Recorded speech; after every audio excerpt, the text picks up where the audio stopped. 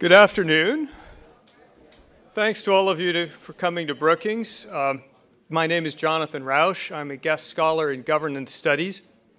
I am not a scholar of drug policy, but I did have the good fortune to be asked by a publication in last December for one prediction for 2012, and mine was that marijuana would be legalized in at least one state.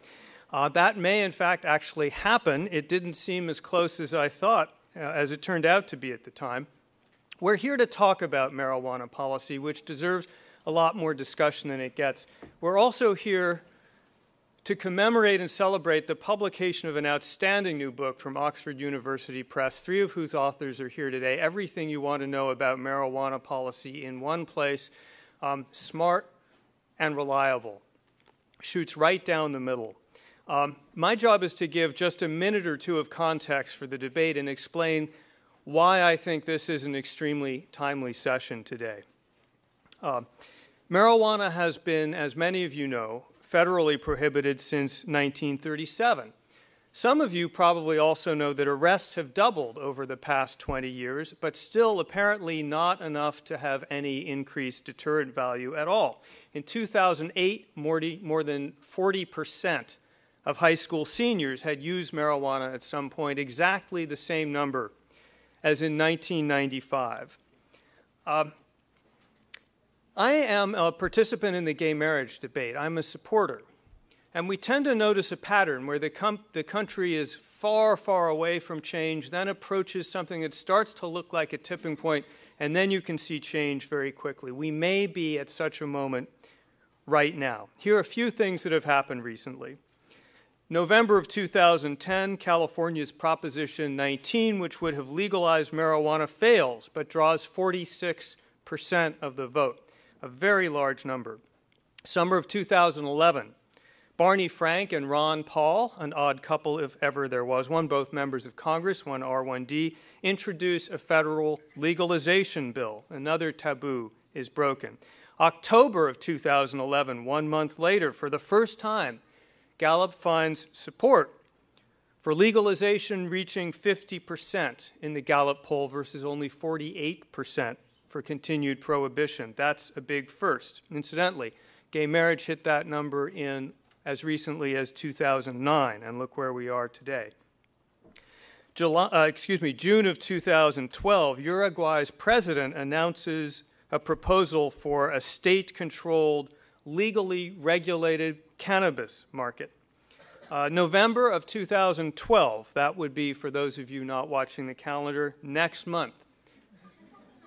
3 states now have initiatives on the ballot to legalize marijuana: Colorado, Oregon, Washington.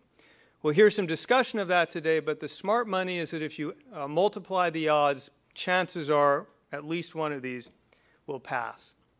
We may be at the same kind of turning point in the conversation that we're seeing on gay marriage, where things could begin to happen very quickly. So our session becomes very important. At every Washington function, the introducer says we could not possibly have a better panel, but I'm going to say it because it's true.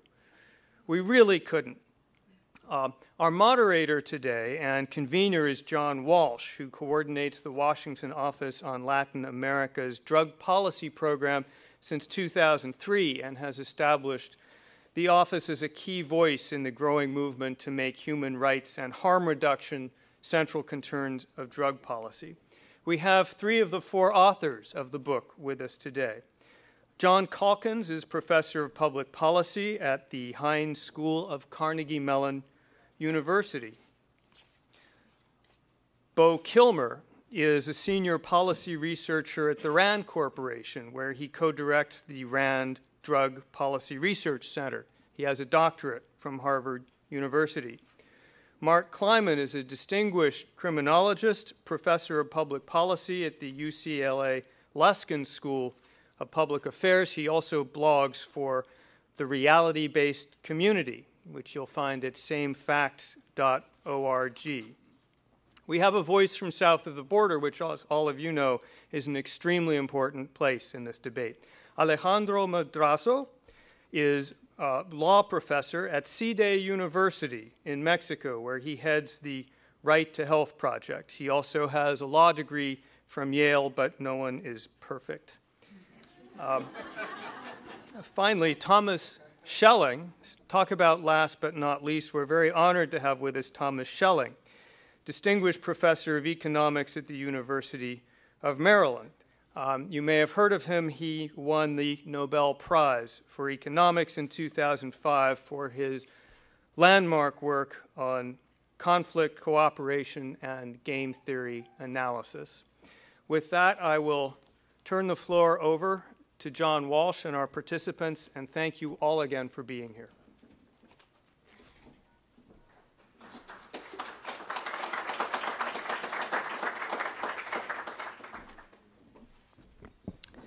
Well, thank you, Jonathan, and I am John Walsh with WOLA, and I just want to say a few words about WOLA. For those of you unfamiliar with us, we are an independent, nonprofit organization. We promote human rights, democracy, and social justice, working with partners in Latin America and the Caribbean. I also want to say we're not neutral on today's topic, and at the risk of oversimplifying, I just want to tell you how we see things. Drugs can obviously be harmful, but our policies meant to control drugs can also cause terrible damage. So the task for policy, as we see it, is to try to minimize both of those sets of harms, and that trade-offs are inevitable, no matter which approach is chosen. We also recognize that different drugs may merit different policies. And in our view, for example, we think marijuana prohibition in particular was a historic mistake, and a legal regulated market would offer a better, not risk-free, but a better approach for marijuana. The details of the regulatory design, and as important, the broader political, institutional, and social context in which that design fits, matter immensely. So, we're encouraged about the growing debate over marijuana policy, both here, domestically, and abroad. And we're very excited to be able to collaborate on this event today with Brookings Governance Studies. On that note, I especially want to thank Brookings' Darrell West, I'm not sure he's here today, and Anna Goodbaum for actually making this event possible. Also note that we'll miss Brookings' own Vonda Felbaugh-Brown, who would be on the panel with us if she were not traveling. So, to our program. You can read more in your packets about the impressive speakers that Jonathan already mentioned. I'll simply tell you the order in which they'll be speaking and the format for our discussion. The three authors of marijuana legalization, what everyone needs to know, will lead off. UCLA's Mark Kleiman, followed by Rand's Bo Kilmer, and then Carnegie Mellon's John Calkins. They'll be followed by Alejandro Madrazo of CIDE, and finally, again, last but definitely not least, Nobel laureate Tom Schelling of University of Maryland will offer his reflections on the presentations and the topic in general. After discussion among the panelists, we'll open it to question and answer. Just two more notes before I hand it to Mark then. Our panel originally included our colleague Martin Jeltsma of the Transnational Institute in Amsterdam. As it happens, Martin is this week in Montevideo, Uruguay, as the legislature there debates the government's proposal to legalize marijuana nationally. My colleague Coletta Youngers at WOLA will be in Uruguay later this month, so we'll be watching that closely and stay tuned. Finally, before I turn to Mark, I'd like to call your attention to one sentence in particular in the introduction to the book that I think provides a proper spirit for the discussion that we're going to have today. And the authors are admirably candid about the limits to their own knowledge on this topic, writing, quote, "What we know is only a fraction of what is known, let alone the vast amount that remains unknown." So on that note, Mark, you're up.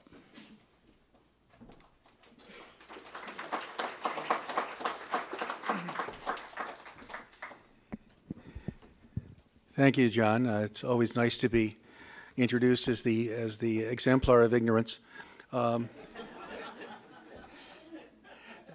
And I want to thank both WOLA and Brookings for setting this up, and all of you for coming out.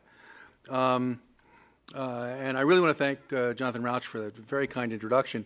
Only on one point would I dissent. This could be a better panel if Angela Hawken could have come in from Pepperdine, but she's teaching today. But the four of us have been thinking long and hard about the question of marijuana legalization. And I now have a very few minutes to summarize some of that thinking before I turn it over to John and Bo for the meat of the presentation. And I'm going to really echo what John said. The U.S. has a drug abuse problem. We have an illicit market problem. We have a predatory crime problem. And we have an incarceration problem. They're all related, but they're not identical. And it's not the case that the correct policy to deal with one is going to be optimal for another. Drug prohibition, of whichever drug we're going to discuss, but in this case of cannabis, is designed to reduce drug abuse by making the prohibited drugs harder to acquire and more expensive, and saddling their users with both legal risk and social stigma. And a comparison of the statistics on, say, cannabis use with the statistics on alcohol use, the one licit addictive intoxicant, suggests that those prohibition policies are at least partially effective. But prohibition creates the illicit market problem and worsens the crime and incarceration problems. So, as John said, there are trade-offs. Legalization of all drugs is a proposal with some elite support, especially in law faculties and economics departments, but little public support and zero short-term prospect for action. Legalization of cannabis is a different question entirely. 17 states permit the medical use of marijuana, and some of them, including California, allow massive open distribution virtually to all comers under medical or quasi-medical auspices. There is now substantial public support for full legalization, over 50% of the Gallup poll, over 50% in a recent Rasmussen poll, where legalization means allowing production and sale for other than medical use, though whether the respondents to the polls are fully aware of the distinctions here isn't clear. A number of my students at UVA, where I'm teaching this term, when I ask them, are you for legalization of marijuana, they say, oh, yes, and then it turns out they're for decriminalization, that is to say, not arresting and punishing users, which is a different policy. So, as noted, there are 3 referenda on the ballot this fall, and Washington seems more likely than not to pass. Colorado seems like a toss-up. Oregon is a joke. But yeah, it's more likely than not that at least one of them will pass. Now, legalization sounds as if it must be a yes-no question. Do you want to legalize or not? But the details matter. Both the details of how prohibition is carried out and the details of legal availability if prohibition is done away with. That is, what taxes and regulations would define the newly legal market. And John will spend some time on that. But it's also worth noting that it would be possible, without changing any laws, to greatly reduce the costs of prohibition. We could cut back on enforcement and incarceration, or we could adopt targeted enforcement strategies that aim not at reducing the flow of drugs, but reducing the violence and disorder that come from the illicit markets. That's the effective policy in most urban areas about commercial sex. It's prohibited in principle, but in fact the enforcement is designed mostly at protecting neighborhoods, not protecting the exchange of money for sexual services. Conversely, the risk that legalization would lead to massively increased consumption could be buffered by taxes and regulations on illicit market. Though, of course, those taxes would need to be collected and those regulations would need to be enforced. If they're binding at all, they set up incentives for evasion. And that means that legalization would not entirely break the link between the criminal justice system and drug abuse control. There are more arrests every year in the United States for breaking the alcohol laws, driving under the influence, sales to minors, drunkenness in public, than for all of the controlled substances violations combined. So it's not the case that we can get the law out of the drug abuse problem, make it a purely public health problem, simply by moving to regulation, unless the regulations are so trivial that nobody bothers to evade them. So the question of whether to legalize is not the be-all and end-all of drug policy. And the right answer to that question, and the subordinate questions about either how to enforce prohibition or how to tax and regulate legal availability, are unlikely to be the same at all times and all places, or for all drugs. And that was the point that John made. Cannabis is different from most of the other currently prohibited drugs. Marijuana legalization is strongly supported and strongly opposed as a first step to legalizing everything. And I can speak for my co-authors in saying we don't think that's sound logic. We don't think it's sound political analysis. Cannabis legalization deserves to be discussed on its own merits. In some ways, it would constitute a massive change in drug policy. A good share of the 30 million Americans who break the law every year by using cannabis use no other illicit drug and commit no predatory crime. That's a large number of people to be moving back onto the right side of the law. And the 800,000 arrests a year for simple possession of marijuana outnumber all other drug law arrests combined. For some of these people, we actually don't know how many, that possession arrest is their first arrest, their first experience of handcuffs and a jail cell. The cannabis market at approximately $15 billion a year isn't as large as the cocaine market, but it's larger than the heroin market or the methamphetamine market. That's a lot of money to be able to take away from criminals simply by moving something from the illegal to the legal side of the ledger.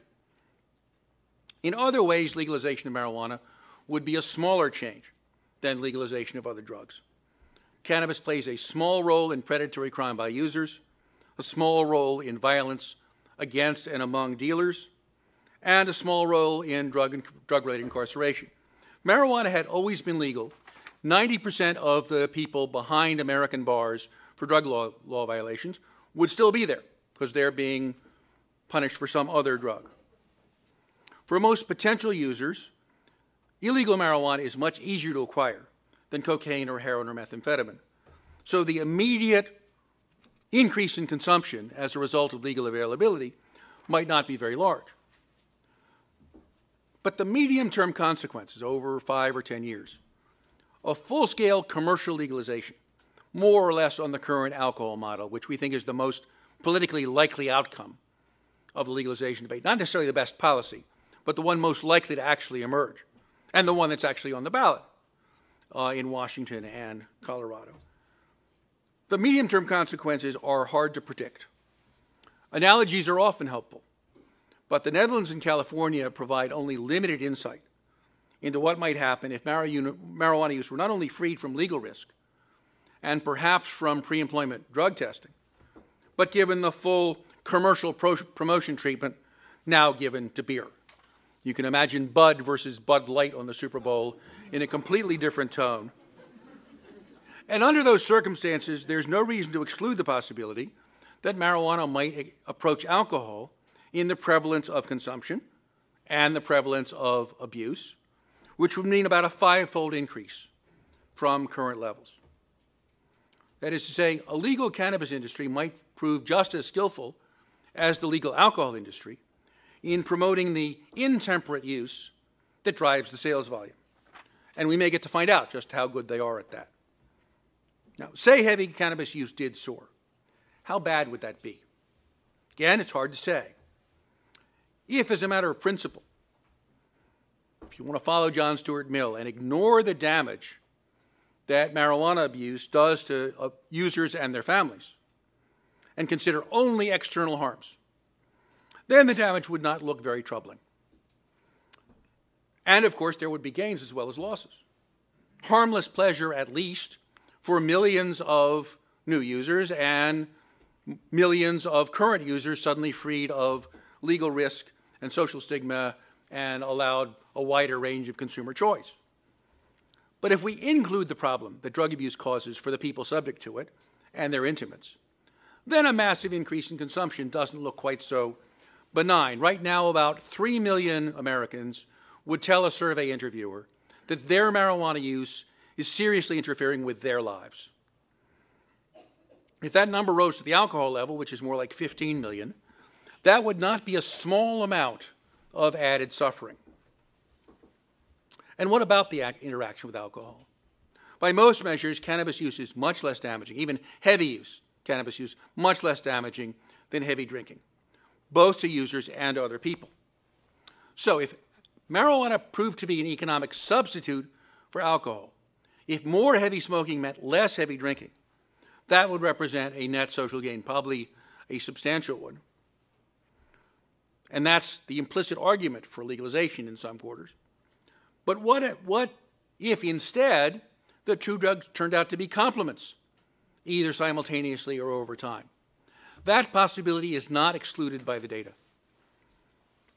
The total social damage from alcohol so dwarfs the social damage from cannabis on every dimension, including incarceration, that even a small change in alcohol consumption in either direction would dominate any benefit-cost analysis of marijuana legalization, unless from a strictly libertarian viewpoint.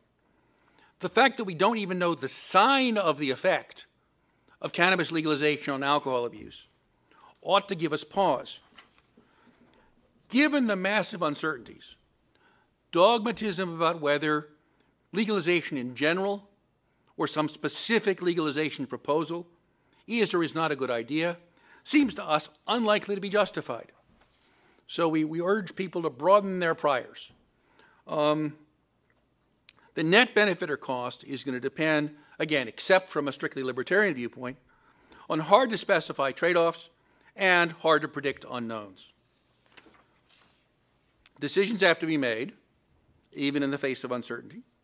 Legalization would not be without risk, but the current system is not without cost. The four of us who wrote the book do not share an opinion about what ought to be done.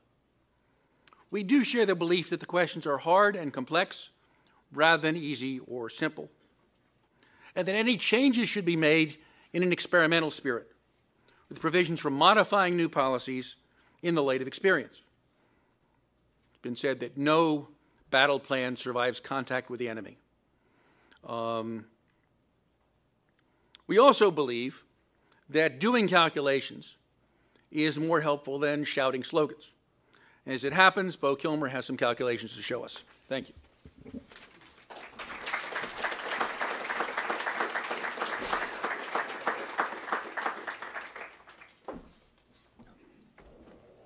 All right. Good afternoon. I'd like to thank WOLA and Brookings for hosting and making this happen. And I'd like to thank all of you for being here. I'm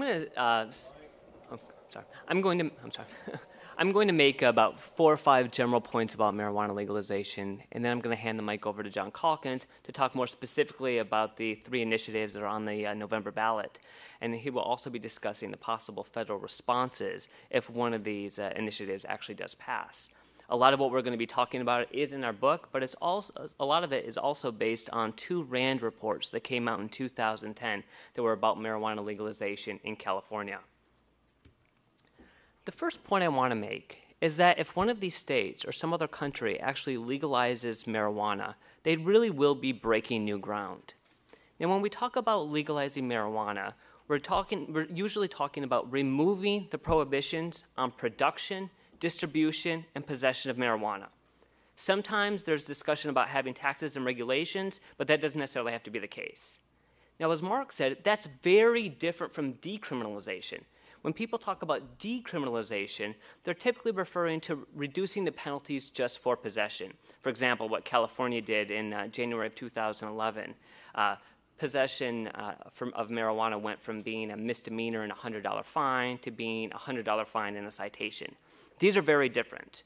There is a literature out there on decriminalization. There isn't a literature looking at the empirical effects of legalization because no modern country has removed those prohibitions. There are a lot of people that think that the marijuana was legalized in the Netherlands, but that was not the case. Sure, if you're over 18 and you're in Amsterdam, you can walk into one of the coffee shops and buy up to 5 grams. So it's very much legal in the front door. However, it's still illegal to produce and actually sell to those coffee shops. So it's actually illegal in the back door. And what that ends up doing is it ends up keeping the prices high, which leads me to my second point, that if you actually were to legalize the production of marijuana, the cost would just plummet. And there are a number of reasons why we would expect this to happen. Most importantly, it comes down to risk. Right now, when someone purchases marijuana, methamphetamine, cocaine, or heroin, a lot of what they're doing is compensating the drug dealer and everyone else along that supply chain for the risk of arrest and risk of incarceration. You realize that goes away with legalization. You'd also expect there to be economies of scale as we move from basements and backyards to farms and greenhouses. And you'd also expect there to be changes in technology, or at least a reduction in the technology costs. So for a number of reasons, in theory, we would expect the price to go down. And sure enough, if we actually had national legalization and marijuana was treated like any other agricultural product, these costs would just plummet. Even the head of the California chapter of the National Organization for the Reform of Marijuana Laws testified in Sacramento a couple of years ago and said, if marijuana was legalized and unregulated, the prices would drop to just a few dollars an ounce, pennies a joint. Right now in California, an ounce of kind of high-quality sinsemilla goes for anywhere between $250 to $350. That would be a big decrease. It was also consistent with what we found when we were doing our analysis of marijuana legalization options in California. But even if you didn't have marijuana being farmed like a regular agricultural product, and you had a situation to where a state may only allow marijuana to be produced in grow houses, you would still expect there to be a very large reduction. John Calkins and a team of students at Carnegie Mellon actually did the calculations, and their best estimate is that if California allowed grow houses to be used for producing marijuana in a legal environment, the pre-tax cost could drop to less than $50 an ounce. And as I said, right now when it goes for about $300 an ounce, that's a fairly large reduction. And we also have insights on this reduction in the production costs from places that have actually legalized marijuana production for medicinal purposes. Dale Geringer just recently published a paper where he was discussing the medical marijuana program in Israel. And there it's outdoor grown, but it's medical grade, so high THC, and the production costs are about 79 cents a gram, or about $20 an ounce. And we also do have some insights from Holland. While I said it's illegal to produce in the country, there actually is one facility in the country that is allowed to produce marijuana for their medicinal program. And I was actually there earlier in the year, and you can see this is their veg room and their flowery room. They're both only about 600 square feet. This is a place, it's about 2.5 hours north of Amsterdam. They produce about 400 pounds of marijuana bud annually. And so compared to a basement, yeah, you're getting economies of scale. But in relation to what you would actually expect to see post-legalization, they aren't very far along that curve. And so it was very nice. They kind of opened their doors and gave me the tour, but then they also showed me their books. And so their marginal cost on producing a gram of high-quality 16% THC cannabis, no pesticides, consistent product was about €1. So once again, just making it very clear that if you're able to produce this in an environment where you don't have to worry about risk of arrest or risk of incarceration, the costs are going to drop dramatically. Now, of course, if we have taxes and we have regulations, we would be able to kind of increase the retail price. However, it doesn't seem very realistic that you're going to be able to add enough taxes and regulations in order to keep it at its black market value. I mean, because if the taxes are set too high, you're just going to have tax evasion. And this is something we see right now with the tobacco taxes. In California, on a pack of cigarettes, which is roughly about an ounce, the federal plus state taxes are about $2 a pack. And we know that the California Board of Equalization estimates that about 14% of all of the tobacco packs, or packs of cigarettes that are actually consumed in California, are actually avoiding all of the taxes. And there are other examples of this too. In the book, we talk about how in Canada, in a few different provinces, they raised the taxes on cigarettes, but it ended up creating such a black market that they had to rescind the taxes. So this is important to keep in mind when you're setting these levels, because, I mean, if we take that indoor grow option that I talked about with California, where the retail price, or where the pre-tax price would have been less than $50 an ounce, I mean, the idea that you'd be able to put a $250 an ounce tax on marijuana just doesn't make much sense. That said, but that applies in a commercial market. We do highlight in the book one particular scenario or a mode of production and distribution where we do think you might be able to offset a lot of this reduction, and that's if there actually was something akin to a state monopoly. Whether or not that would actually be politically feasible in the United States for a state to do that while the federal government is still prohibiting that remains to be seen. But there also are some things that the federal government may be able to do if a state does legalize that could help inflate the prices. And that's something that we're going to actually talk about in John's presentation, and I hope is actually part of this, the discussion when it's open up for a Q&A. And the final point I do want to make about taxes is that there are a lot of different ways that we could tax marijuana. A lot of the focus is on, putting a tax on, $50 an ounce or $25 an ounce, but you realize you can not only could the tax be ad valorem, but you could also imagine setting the tax as a function of THC, which is the intoxicating cannabinoid in marijuana.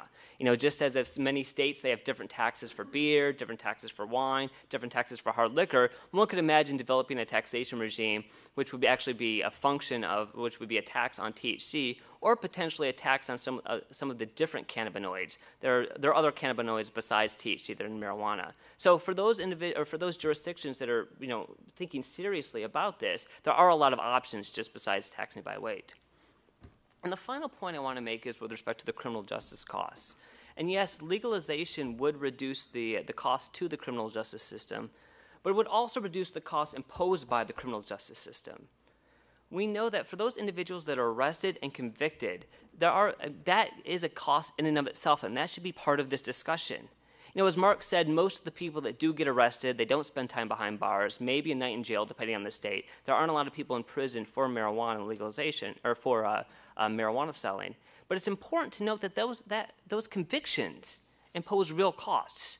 We know that if you're convicted of a marijuana offense, it can be hard to get federal aid for secondary education. It can be hard to get access into public housing. I mean, there are all these collateral consequences that come with having a marijuana conviction, and yet I have not seen one study which actually demonstrates that these collateral consequences actually improve social welfare. And with respect to how much we actually spend enforcing marijuana prohibition, when we first started looking at this in California a couple years ago, there were two different figures out there. One figure said that California taxpayers spend about $200 million a year. Another figure put it at closer to $2 billion a year. So it's not rocket science to figure out what the ballpark figure is. And sure enough, if you take information about arrest, adjudication, incarceration, the bottom line is that our best estimate was much closer to this $200 million a year. And the final point I want to make, though, is while I think legalization would reduce some of the criminal justice costs, it's not going to eliminate them. Most of or actually all of the ballot initiatives in Oregon, Colorado, and Washington, they would still have marijuana be illegal for those who are under 21. And we know, at least in California, if you look at everyone who's arrested for marijuana, over 40% of them are under the age of 21. Sure, some of those are for sale, so that would go away, but you still would have a large chunk of the population that would still be that actually still could get arrested if they are consuming. So you should expect there to be a reduction, but you're not going to completely eliminate those criminal justice costs. So with that, I'll now hand it over to John to talk specifically about the proposals that voters will be voting on.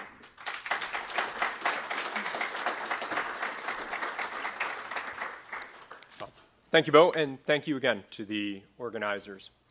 So this year, 10 U.S. states considered 17 different proposals to legalize, not just decrim, not just medical, but to legalize large-scale commercial production for non-medical use. 3 of them made it on to the ballot, as Jonathan said. And this is the time trend on the public opinion poll of the straight-up question, do you support or oppose legalization? And as Jonathan said, it reached 50% last year, and a poll earlier this year was 56% yes, 36% no. Now, this is national and general. When you ask about a specific proposal, the support tends to be a little bit lower, because when you get specific, people see things in the specific proposals they don't like as much. On the other hand, the 3 states that will be voting next month tend to have stronger support than the country as a whole. The first point that I want to make is follow up on one that Mark foreshadowed, which is that these proposals are not all alike. The academic debate simplifies. It says legalization, yes, no. What are its advantages and disadvantages, if there is an it? The 17 proposals considered this year fell roughly equally into three broad bins: repeal only, repeal and delegate, repeal and regulate. Repeal only is just what it sounds like, a very short statement. Michigan's was literally only 88 words long that says the prohibition's over. All laws against it are removed, or maybe all except consumption by juveniles and driving while you're intoxicated. And you might say, what difference could that make? Because the Federal Controlled Substances Act would still be in place. But state and local police make 97% of the arrests. So even these simple repeal only have a very dramatic effect on the incentives for people in the market. But none of the three that will be voted on are repeal only. Oregon's is repeal and delegate, so it does the repeal, sketches briefly the regulatory structure, but mostly delegates it to some agency. In Oregon's case, it would be a newly created Oregon Cannabis Commission. Washington and Colorado are repeal and regulate. They do still involve an agency, Colorado Department of Revenue, Washington Liquor Control Board, but the proposals themselves go into much more detail about the regulatory structure. The Oregon proposition prints on a single piece of paper, Washington over 50 pages. Let me try to give you a feel for them. Colorado and Washington are a lot alike, so I'm going to discuss them together. They are both fully free market proposals. The government would be limited to regulation and licensing. Private companies would do the growing, processing, and sale. They have taxes. They're ad valorem, percentage of value, so if prices drop a lot, then the tax rate will also be lower, so maybe evasion's not too big a deal, especially Colorado. Colorado is very low, 15% of the wholesale value, and only for non-medical. An important caveat, since about 1 in 4 past month users in Colorado have a medical recommendation.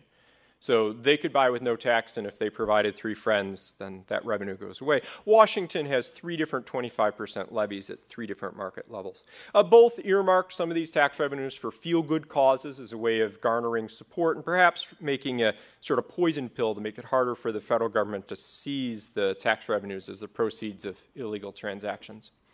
I think both Colorado and Washington are good faith efforts to come up with a responsible regulatory regime. Washington in particular stands out for having a variety of provisions that would control the retail end of the market, keep it unintrusive, limits on the location, limits on the number of outlets, limits on advertising, and so on. Now, Oregon, completely different ball of wax. The agency, the Oregon Cannabis Commission, would participate directly in the trade itself, having a government monopoly on retail selling. The production would still be private sector. Now, as Bo suggested, a government monopoly has a lot of advantages when it's a nation legalizing. Would play out completely differently when it's a state within a country that continues its prohibition.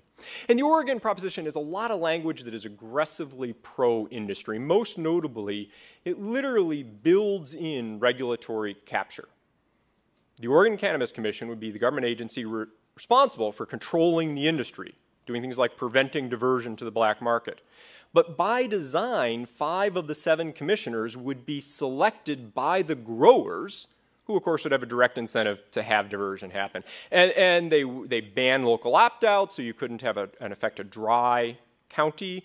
There's startling language about what the Oregon Attorney General would be obligated to do, including vigorously defending anyone prosecuted for acts which could be licensed under the proposition, i.e., if the federal government tries to enforce the Controlled Substances Act after this passed, the Attorney General would essentially have to be on the legal defense team for the dealers.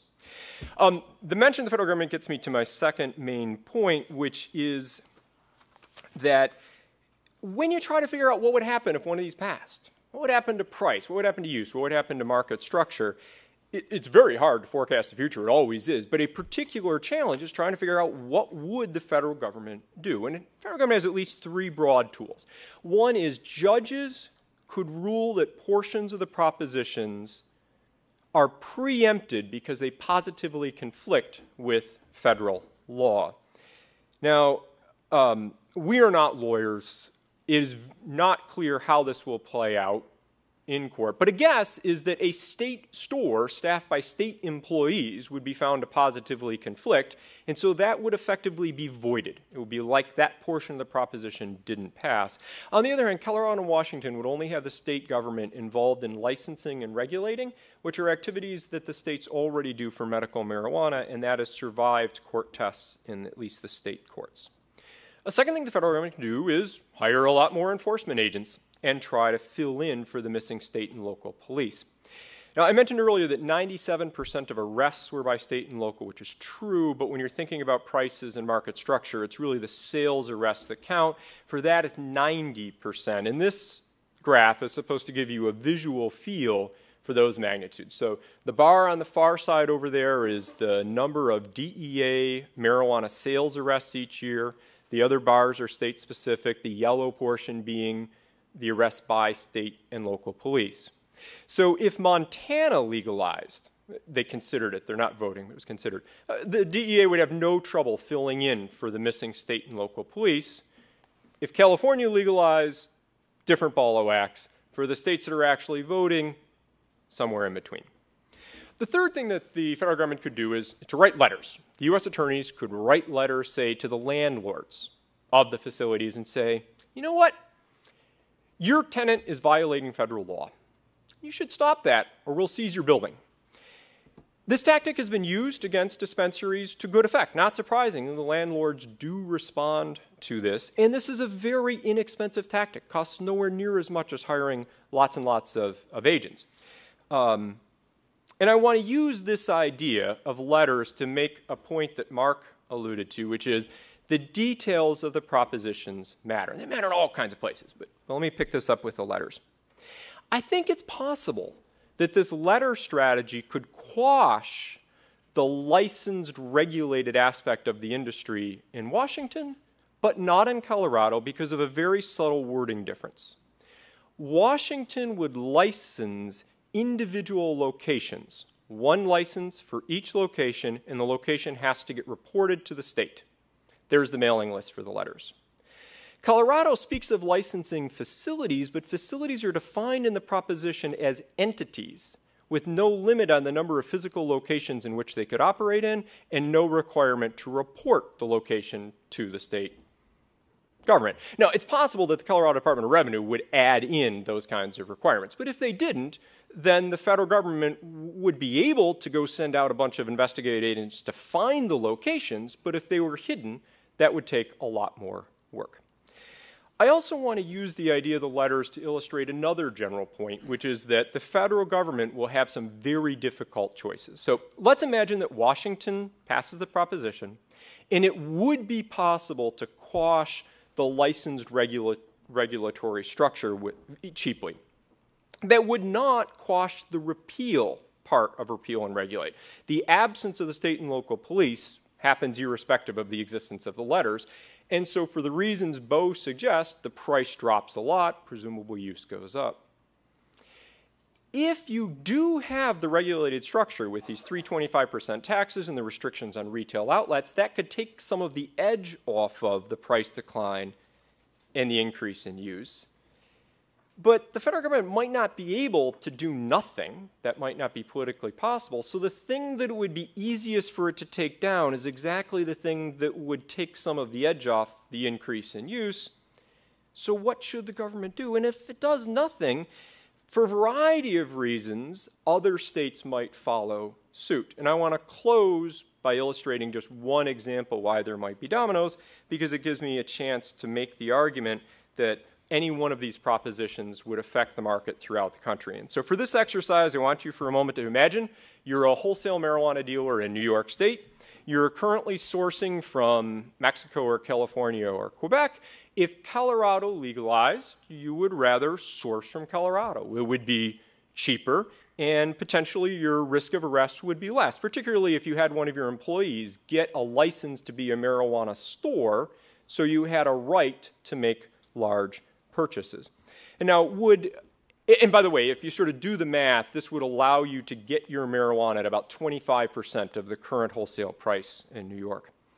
Now, would anyone in Colorado want to sell to you? Well, there's clearly an incentive after all, the national market is about 50 times the size of the Colorado market. And frankly, the Colorado government would have some incentive for allowing this to happen because there are some economic benefits to hosting in industry.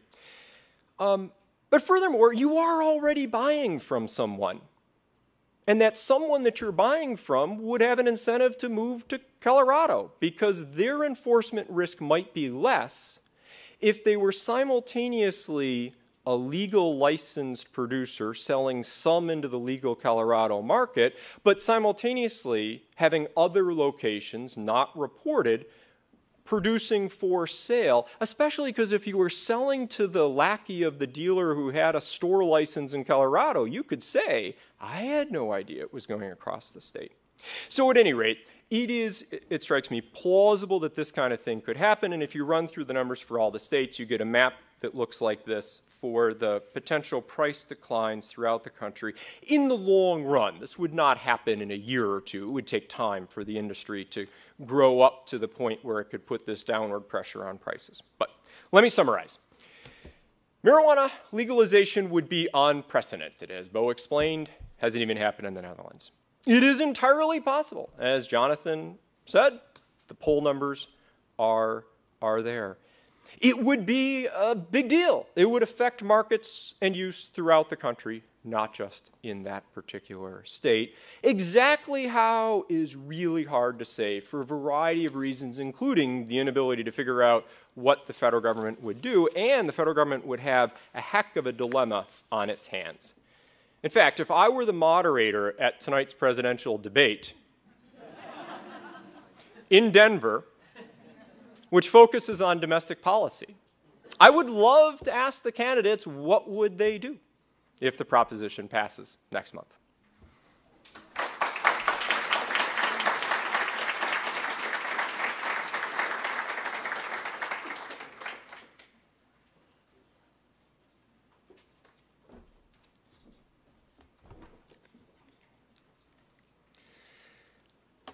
Okay, so good afternoon. Thank you very much for the invitation to both Wola and Brookings. My job tonight, as I understand it, is to tell you all something that I believe everybody needs to know, but that the authors of the book don't know. And that has to do with stuff that's coming south of the border. Now, the reason the authors of the book don't know much of what I'm going to say is not because they don't read, and it's not because they don't know about it, or rather, it's because they don't know about it because we haven't published it yet. So you need to understand something about academic studies of drug policy in Mexico, and that's that until 2010 they were practically non-existent. In 2010, a paper was published by Fernando Escalante Gonzalo, which documented the very strong correlation between the rocketing homicide rates and the presence of federal forces in Mexican cities. And that sounded the alarm. Now, before that time, drug policy was basically taboo in legal academia, and there were not many of us working on it. And since then, most of us who are working on it are moving from other areas of study into drug policy, so we're getting the hang of it. So please bear with me. And I also have to say, please bear with me, because most of what I'm going to share with you tonight has been produced by economists, and I'm not one. I'm a lawyer, and as you all know, giving lawyers numbers is a dangerous thing to do. So anyway, I hope you can bear with me. So the first thing I do want to say that I believe everyone needs to know, and that is not in the book, is that the framing of the question for designing policy, specifically in marijuana, but in general in drugs, is not as the authors frame it in their book. I'm going to quote, and this I promise will be the only quote from the book. The authors very candidly tell us, and I think correctly tell us, that there is no objective way of weighing gains in liberty and pleasure against harms such as disease and injury. So the whole reflection is framed as one of weighing liberty and pleasure versus disease and injury. Now, south of the border, this is not the proper dichotomy to use. South of the border, it's mostly about weighing certain types of injury against certain types of injury. There's injury on both sides. Drug consumption generates injury. Drug policy generates industry. And I just want to illustrate this point with a couple of numbers.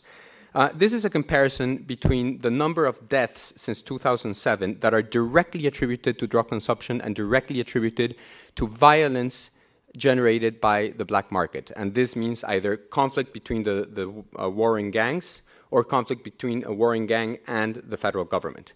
Now, both of these numbers are much smaller than they would actually be if we had good information not only on direct deaths, but also on indirect deaths. So just to give you an idea, there's about 2,500 direct deaths in 2009 associated to alcohol consumption. But if we take the indirect deaths caused by car crashes under the influence, that would jump to at least 35,000 in Mexico. So these are underestimated, both of them. The homicide rate that is shown here is what the government reports, and it's basically the confrontations between the cartels or between the government and the cartels. But if we took in indirect homicides related to drug policy, as Escalante Gonzalo pointed out in his paper in 2010, we would have to consider also the violence that has, and homicides that have probably been caused by the absence of local police that are withdrawn when the federal police come in. So it's basically illegal markets on pirated DVDs that now have to be solved with knives instead of by corrupting police. So what I'm saying is these are both much smaller than reality. But they give us an idea of what at least the government considers to be the direct cost in terms of death of one and the other phenomena. And as you can see, there's over 15,000 deaths by 2010 for drug-related violence or narco-traffic-related violence. And there's only 630 deaths directly attributed to all different drugs. So from where we're standing, we're talking about injury versus injury in terms that are very comparable, and that's death. Now, this is another piece of information from the government. This is the main cause of death in Mexico in 2009. So 2009 was the first year in which homicide became the main cause of death in Mexico. In the ages between 15 years and 14 years of age, 44 years of age, sorry, 15 to 44, the main cause of death in Mexico is homicide. Now, this is not minor, this is historic. In no time in history had car crashes due to alcohol abuse comes in second place as the major cause of death. This is the first time that anything whatsoever becomes the first cause of death over alcohol-related car accidents in the ages between 15 and 29 years old. The government stopped producing these documents after this first try. I'll leave it at that. So anyway, we don't have the numbers yet, but speaking to an epidemiologist last week, he told me that homicides have gone up so much since 2006 that they have, and I'm quoting, significantly diminished life expectancy in Mexico. So for us, the problems related with the black market and the attempts at suppressing the black market are not about weighing pleasure versus injury, are about injury versus injury, and about choosing between different types of injury. So that's it for the PowerPoints. Let me now engage in something else. One of the things that I keep bumping up against when we speak of legalizing marijuana specifically is that that's not really a big problem. That our big problem is cocaine, not marijuana. So I did a bit of research to try to get an idea of how important is marijuana, and specifically marijuana in the United States, to the Mexican violence. And so here are some numbers. So the first set of numbers are were produced by the School of Government of the Tecnológico de Monterrey, which is one of the most important private universities in Mexico. They're the team that we've been working with from CIDE. It's their School of Government, our Right to Health program. And they have an estimate of a range of what the international sales of the Mexican drug cartels sell in the United States. So, and there's a six-fold difference between the minimum and the maximum. So if we take the minimum in the range, marijuana accounts for 39% of the international sales of the Mexican drug cartels, most of it being United States. Cocaine accounts for 49%, heroin 4%, methamphetamines 7%. If we go to the maximum side of the spectrum, we are looking at 52% marijuana, 28% cocaine, 8% heroin, and 11% methamphetamines. So those are the numbers that are estimated by our colleagues at the Tec de Monterrey. And just in general, in the minimum range, the international sales account for about 75% of the total sales. In the maximum range, they account for 79% of the total sales. So that's how big the marijuana market in the US is to Mexican cartels. Now, another issue that is relevant to take into consideration to realize just how important marijuana and marijuana policy in the US is to Mexico is prisons. So we took the other piece of data. And so here's a bit of numbers that we do know. So first I'm going to give you the numbers that come from a prison population survey that has been done systematically in Mexico City and the state of Mexico, which is the surrounding area. It accounts for about 20 to 25% of the Mexican population. In 2002, of people in prison at local prisons for drug crimes, 52% were there for marijuana, and 32% were there for cocaine. This is 2002. 2005, it was 44% marijuana, 46% cocaine. 2009, it's 32% marijuana, 53% cocaine. That's what we do know, and that's what has been published by my university. We have some estimates for federal prison population. These are estimates, these are very rough. We're trying to verify them, and we hope to have something ready by the beginning of next year. But these numbers are even worse, and that's natural because drug crimes are federal crimes in Mexico. So our estimate is that of all drug crimes committed, of the prison population in federal prisons for drug crimes, 80% of the women in prison are there for drug crimes. 80%. 60% of the men in prison, in federal prisons, are there for drug crimes. So that gives you an idea of how relevant drug crimes are for the prison population. Now, within that universe of drug-related prison population, 40% are there for possession, for simple possession. And 15% are there for petty dealing. So that's 55% of the prison population for either just possession, in which they couldn't prove or even accuse them of actually dealing, and dealing put together. Now, of that population, of the population that is there for, of the population that's there for all drug crimes, not only possession and dealing, but all drug crimes, 60% we estimate to be marijuana related. Now, the last set of numbers are not mine or the team I work with, but Alejandro Opes, and they're about to be published, I understand, in the next couple of weeks, and he was kind enough to share them with me so that I could share them with you. So these are models he's running to try to understand what would happen in Mexico if marijuana was legalized in the United States. And I think they're interesting. I mean, I tend to think that all economics is voodoo economics, but you know, this is what we can work with, and this is what we have. He estimates that 55% of the marijuana market in the United States is Mexican marijuana. So that's how big the presence of Mexico is in the US market. Now, he has two different scenarios, and both scenarios assume that the US federal government won't do much to stop trafficking from a state where it would be legalized to other states, and that Mexico wouldn't legalize marijuana once one state in the US would. Now, those two are big suppositions, and especially the second one, I will speak to it in a second, I think is not safe to assume. But anyway, those are the assumptions. So for some reason, and this we're going to have to ask him, but I'll just report it the way I have it, he believes that if Colorado or Oregon legalize, the participation of Mexican marijuana in the US market would drop from 55% to 5%. This has to do with the fact that the US-produced marijuana will be probably less risky to get to the US market and better quality. It's, you know, organic, enhanced, pampered marijuana, whereas, you know, the Mexican marijuana is a wetback marijuana, right? So, So Colorado and Oregon would drop from 55% to 5%, and Washington, he thinks, it would drop from 55% to 18%.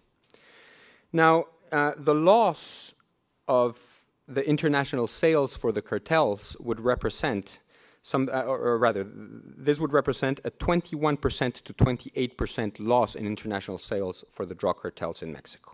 So those are the numbers, however speculative or voodoo you want to take them or not. So let me just give you a couple of thoughts on three things that I think are very important to consider when we speak of legalizing marijuana.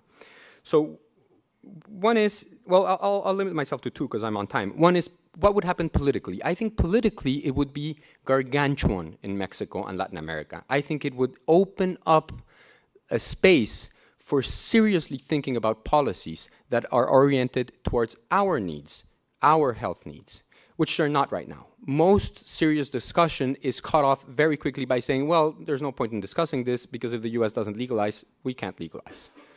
What will the US do if we legalize? What would the US do if we decriminalize? So just to give you an idea how absurd this immobility is in Mexico, because there's a belief that we can't do anything until the US does something, which I disagree with, by the way, the definition for marijuana in Mexico is so stringent that not only is medical marijuana and industrial marijuana not allowed, but the whole of the plant is considered illegal and banned. So the backpack that I carry to the university every day, which is made out of hemp, technically under Mexican law is drug trafficking.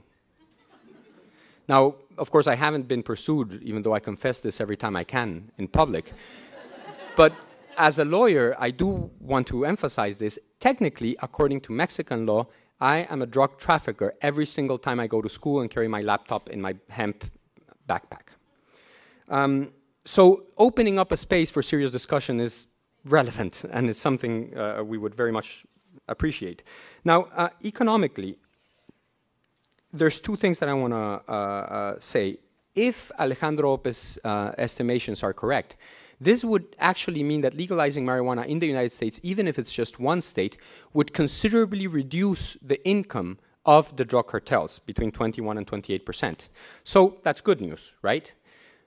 Not necessarily and not in everything, because it also means less revenue for one part of the chain of production, which is quite vulnerable, which is the poor peasants. Now, I suspect that they're not going to go back to planting avocados if marijuana is legalized and they lose out their market to Colorado or Oregon-grown marijuana. So we could see a shift in the production, and the shift would naturally go, at least in Mexico, towards poppy production, because we can't produce a coca leaf in Mexico. So we need to take into consideration also those displacements that could take place. You could end up lowering the price in poppy production if marijuana is legalized in the United States and not in Mexico. Now, I do want to say that all of these estimates depend on Mexico not legalizing, which I think it would do very quickly. The moment we have a little bit of space to actually seriously engage in discussion on how to regulate marijuana, I think Mexico and all of Latin America would follow Uruguay's track. And that is because it's not really a big health problem, marijuana consumption in Mexico, when you look at it, relatively speaking, to other health issues like, for example, drinking Coca-Cola and overweight.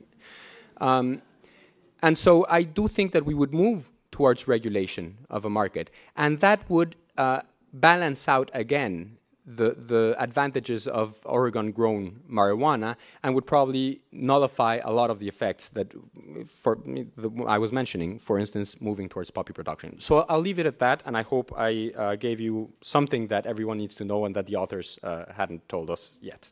Thank you.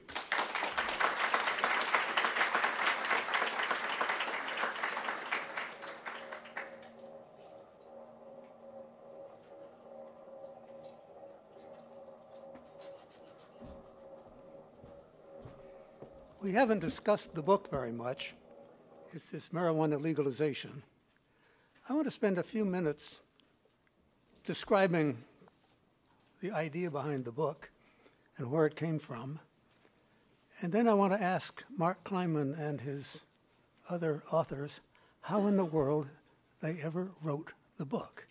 See, this is a book, what everyone needs to know. It answers how many questions? Well, the numbering is a little difficult, but roughly there are about 200 questions answered at a little more than 1 page per answer. That's a lot of questions. Now, there are two interesting things about the book. One is that the 4 authors of the book do not agree on the policies. The second is that they all managed, they must have managed to agree on the answers to a couple of hundred questions.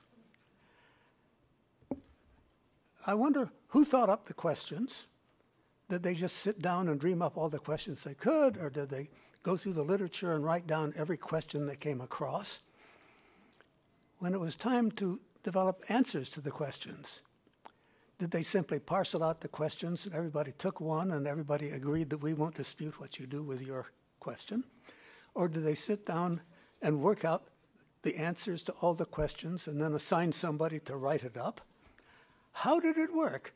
I told Mark when I saw either this one or the other one, I forget which came out first, that I thought this was a breakthrough in publication format.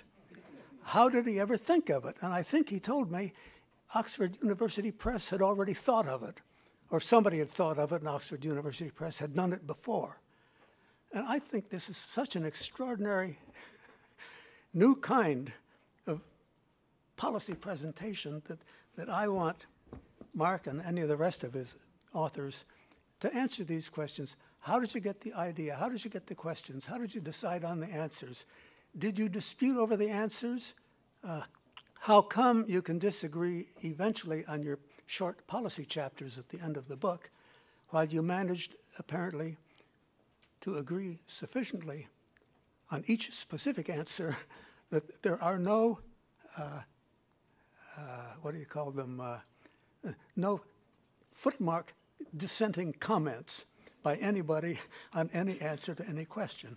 And I think that's an extraordinary accomplishment, and I just couldn't help beginning my remarks by saying that strikes me as a remarkable, maybe a precedent for how public policy people should do more of their work. One question I had, which nobody mentioned, and that is a question whether the United States government is precluded from certain kinds of marijuana relaxation by international treaty. And I hope that one of them will answer that, because nobody mentioned it. And I think that to some extent, Alejandro Madrazo's talk gave me a lot of things to think about I hadn't thought about before. One is I had thought that if Colorado and Washington or Oregon substantially legalizes marijuana, that would be much less effective in Mexico than if the whole country took the step of legalizing marijuana. And I get the impression from his talk that Colorado itself and Washington and so forth could have a huge impact on sales in the United States. I forget, it's roughly from 50 down to 5% or something like that, I think he said. And I've been reflecting recently on what happens when a severe prohibition of something that is in great public demand is repealed. Now, my understanding is that in this country, organized crime, so-called, racketeering crime, really was nurtured by the 18th Amendment, which made not only illicit sales of alcohol profitable, but meant that monopoly of illegal alcohol was especially profitable. And once you're already breaking the law, you may as well break the law in other ways. And as a result, we had the advent of what used to be called racketeering, gangs, everybody in my generation knew the name of Al Capone, who headed one of the big alcohol gangs in Chicago. And the FBI got a lot of its original reputation from gang busting. And what happened when Prohibition was repealed? Well, I think what happened was that Prohibition provided the market arrangement which made organized crime profitable.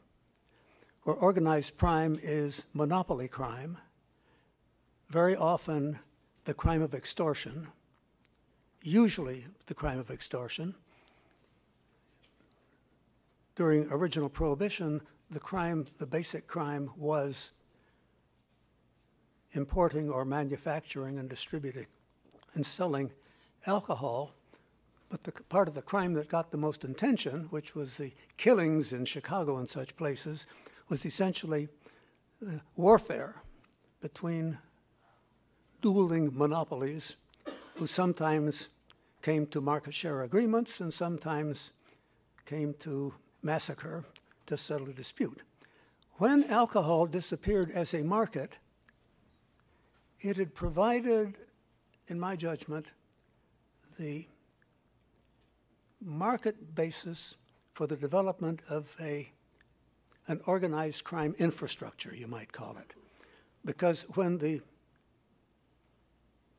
alcohol market was taken away from these organized criminal monopolies, they weren't ready to disband.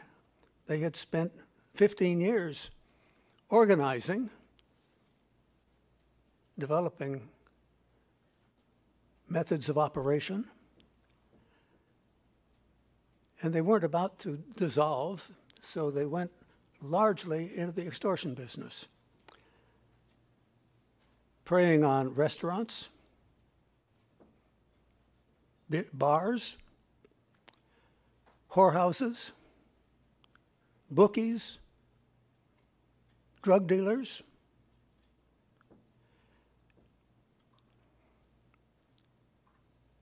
They went into business because it turned out that you could extort more from a restaurant if you made it buy your beer or made it use your laundry service than if you simply took cash, because if you overcharged them for beer and laundry service, it was tax deductible to the firm, but not if they handed you cash on the side. And it also meant that the restaurateur could complain about paying high prices for beer and linen services without having to admit that he was shelling out cash because he'd had his family or his business threatened. And it meant that the restaurateur wasn't engaging in an illegal activity in paying extortion to a criminal. He was simply, unfortunately, having to pay high prices for what he got from a criminal organization. And furthermore, most of the, let's call it the extortionate taxation, what was paid to these criminal organizations, was pretty well regularized so that every restaurant in a city that was paying outrageous prices for linen service, laundry service, knew that all its competitors were paying the same prices and paying the same prices for exorbitant delivery of beer, so that most of the costs got passed on to the customers, probably. They even, as some of you may be old enough to remember, went into the business of trying to take over various union organizations so that they could make special money by threatening disastrous strikes to construction firms and things of that sort. And all of this came under the heading of extortion, and it had to do with the ability of what do we call them today? The innovating firms, what we're going to hear about tonight, is how these innovating firms were capable of finding a whole new business when alcohol disappeared. Well, I've been spending a lot of time on this because I've been wondering what happens if the U.S. market for South American cocaine or U.S. market for South American marijuana should either substantially disappear or become insufficiently profitable to keep these, what do we want to call them, cartels busy at what they do. And my impression is that, just from reading the newspapers, that the turn from selling illegal goods to engaging in extortion, which essentially was a transition from the 1920s to the 1930s. In the 1930s, Thomas E. Dewey, the Attorney General of New York, managed to make himself almost the President of the United States by going after extortion, not after illicit alcohol or anything of the sort. My impression is that in Mexico, the cartels have already got there, not only in extortion, but in even, as I read, kidnapping. I don't think racketeers in the United States ever engaged in kidnapping. It remained like bank robbery and so forth, an individual activity. And it may be that in Mexico, the cartels have already progressed beyond just illicit goods, drugs, already have become extortionists. And it makes it hard for me to imagine what happens, if anything good will happen for Mexico, if the United States ceases to be a lucrative market for the monopoly cartels. So we haven't heard a lot this afternoon about the nature of the violence in the United States. My understanding is that a lot of drug dealing is by gangs. I read about a lot of how gangs in cities war on each other to take over each other's turf or something of the sort. But it doesn't look to me as if in this country anything like what happened in the 1930s upon repeal of prohibition has happened yet, although it's happening in Mexico, as far as I can read. I don't think we've ever heard of a kidnapping in the United States that was attributed to illegal gangs of any kind. So I'm interested in the phenomenon of the growth of illegal monopolies that have the organization that allows them not only to bribe the police and bribe the judges and bribe the district attorneys and all of that, but allows them sufficiently to intimidate the people they want to intimidate, including intimidating law enforcement, that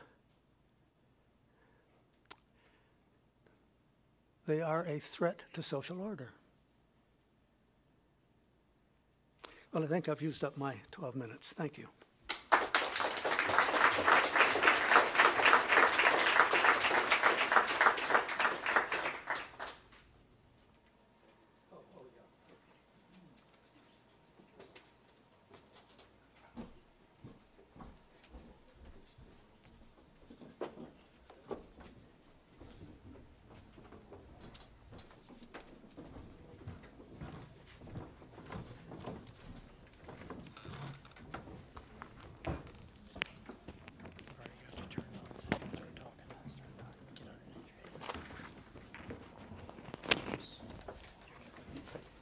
Great. Well, everyone's getting mic'd up.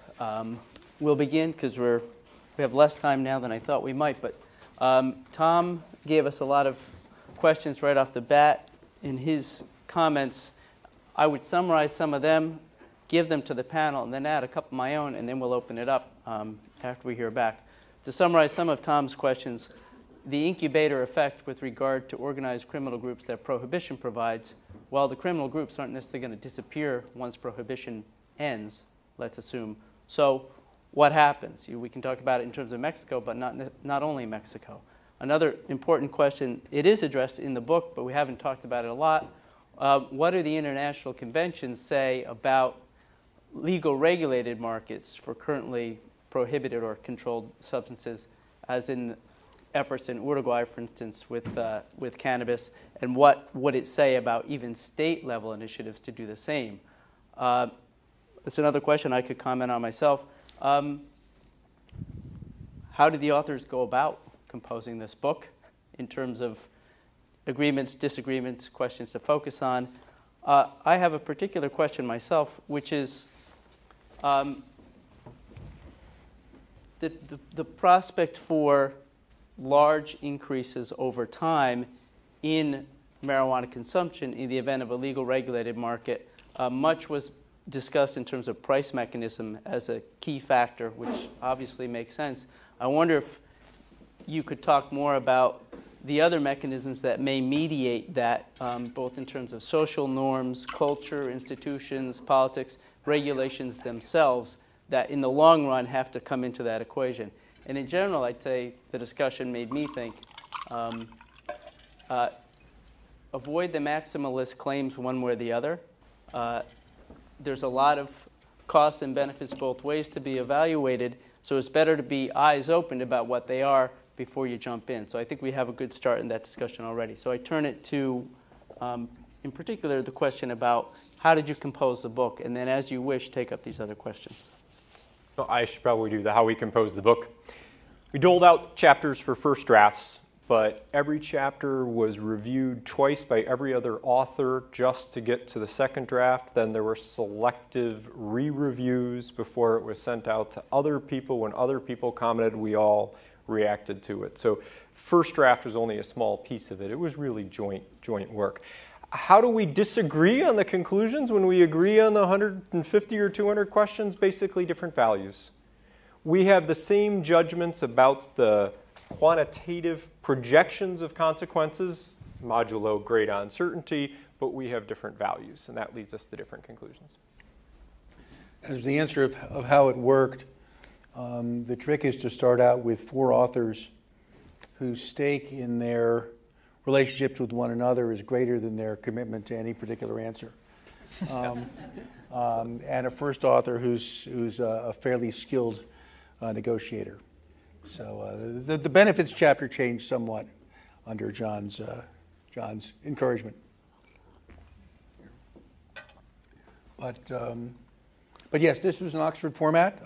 This is the 30th or 40th book in the what everyone needs to know format. I dislike the subtitle a lot because of its apparent arrogance, but I realize what they really mean is what every man needs to know. Right? These are books by scholars, but not for scholars, or not primarily for scholars. These are books by people, for people who are interested in the topic generally, and don't start out with 30 journal articles under their belt. But no, it was a relatively peaceful process, and pretty painless. It's a good way to write a book if you've happen to have 3 people smarter than you are prepared to work with you. Yeah. It was quick too. You turned it around in what, about a year? Less than a year, yeah. Less than a year. Do it. So I don't know if anyone wants to tackle some of the more substantive questions that have been raised. Well, the displacement question, prohibition ends, but it has been an incubator for organized crime groups. Where to? And then the other question, what do the international conventions say or not, and what constraints do they impose or not on state actions to legalize, liberalize cannabis laws in this case? Well, it seems to me that the treaty issues we ought to defer to you and to Alejandro, who've studied them. We really haven't. I do want to say a word about the transition issue. And this really, the process of doing the book and thinking about this otherwise, has led me to think about a methodological issue. Right? Those of us who've studied economics are used to the method of comparative statics. Change some condition, change the shape of the supply curve, and then ask what the new equilibrium is, and the difference is the impact of whatever that change was. Very useful method, fairly straightforward. Doesn't really give you much insight into dynamics. And in cases where there's lots of hysteresis, where the past influences the future, not just what's in the present. So my example here is always between an ice cube and a souffle. Right? If I take an ice cube out of the freezer and melt it, and put it back in the freezer and it freezes again, I get back to pretty much the same ice cube I had. If I slam the oven door on a souffle and the souffle falls, and I open the oven door again, the souffle does not rise again. And so to some extent, this souffle may have fallen. And we can't get back to the world as it would have been without prohibition, simply by legalization. And that's going to greatly complicate all the computations. Yeah. And I wanted to say something about the amount of revenues that the Mexican drug trafficking organizations earn from exporting marijuana into the United States. Alejandro, I was thrilled for you to share those numbers that Alejandro Ope will be releasing, because in 2010, as part of one of the studies that we were doing of legalization in California, we very much did those same calculations, and our numbers are almost identical. Very, very similar. Our best, because prior to 2010, when you would read a paper, you'd read a government report, you'd hear about how the Mexican drug trafficking organizations were earning $20, $30 billion a year, and that 60% of that was actually coming from marijuana. Well, we didn't simply believe that number, and when we actually kind of dug into it, we actually tracked it back to a 2006 Office of National Drug Control Policy report that really didn't provide any evidence. And it just kept getting, those numbers kept getting quoted by, you'd see it in the Washington Post, you'd see it all over the place. And so finally, we actually went through the calculations, and I see that Peter Reuter just walked in, and he was a big part of that report as well. And we found that, that in terms of the amount of money that the Mexican drug trafficking organizations earn from exporting drugs to the United States, it was about $6 to $8 billion a year. That's a sizable amount, but that's a little different than claiming that it was $30 billion and 60% of that's for marijuana. Of that about $6 to $8 billion a year, our best estimate was that between 16 to 25% of that was actually from exporting marijuana. But isn't that different from the 21 to 28% that Alejandro Hope found? So it would be a sizable amount, but it's not as if it's going to completely eliminate all of the revenues. And the other thing, and this is something that Professor Schelling was mentioning too, is that we know that the Mexican drug trafficking organizations are now doing a lot more than just trafficking drugs. So we were only focusing on just their export revenue of drugs, but we know there is a lot of extortion and also human trafficking happening as well. For those of you who are engaged in the drug policy activity, or who simply read its product, you should be prepared to encounter a lot of what Mark Twain called vagrant statistics living with no visible means of support. Well, on the incubator effect, first of all, I'm very happy that it was brought up, because I think exactly that's what's happening. Now, there's a couple of things to say about that. The first is that this is one of the reasons why Mexico is very different from Colombia, and why comparisons on what drug policy should be in Mexico based on what Colombia has done are out of whack. In Colombia, you had a 40-year-old civil war being waged, which was financed, or began to be financed, by the drug industry. In Mexico, you didn't have that kind of violence. You didn't have that kind of violence until President Calderón released the military towards the civil population in 2006. As simple as that. We had a 20-year declining tendency in homicides, which we reverted in the first 2 years of the Calderón administration. So whereas in Colombia, the drug business was input for the violence, in Mexico the violence started off as input for the drug business. Now, with the criminal gangs, it appears, and we don't know this for sure, but it appears that different gangs use violence differently. So some of the gangs seem to be using it still as an input for the drug business, whereas others have diverted much more into having violence be the business in itself. Now, one final word, and this is my central concern, to be honest, in drug policy. And it's not, the incubator effect not only, I think, appears with criminal violence, but also with official violence, with government violence. We have seen the human rights violations skyrocket in Mexico, especially clearly correlated with the institutions that are engaged in fighting drugs, the army and then the Marines. But we've also seen serious setbacks in terms of constitutional and fundamental rights. In 2008, we reformed our constitution to allow things like basically disappearing somebody from the face of the earth for 80 days. Without literally incommunicated by the government. I mean, we used to do this in the 70s, but it was illegal, and that's how some people disappeared. Now it's legal. It's called arraigo. It's supposed to be house arrest, but it's house arrest in wherever the police decides it will be. To put it, a metaphor I use to what we did in 2008 is imagine if you put the Patriot Act and Guantanamo together in the Constitution, and that's what we did in 2008. So that has become entrenched in our Constitution.